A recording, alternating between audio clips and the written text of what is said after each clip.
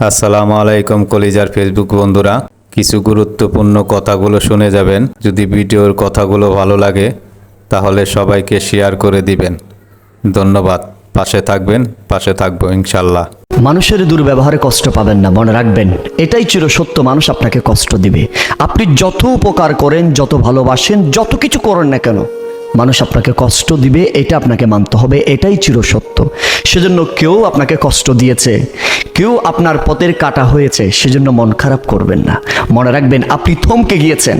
আপনি যদি একবার থেমে যান তাহলে পেছনে পড়ে যাবেন। আপনি আপনার গতিতে, আপনার লক্ষ্যেই আপনাকে পৌঁছাতে হবে।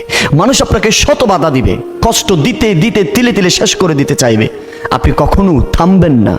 আপনি আপনার পথে এগোতে থাকবেন। দেখবেন দিন শেষে আপনি সফলতার উচ্চ শিখরে পৌঁছে যাবেন। আর যারা আপনাকে কষ্ট দিয়েছে তারা হাজার বছর পেছনে থাকবে। এটাই হচ্ছে চিরসত্য প্রথা।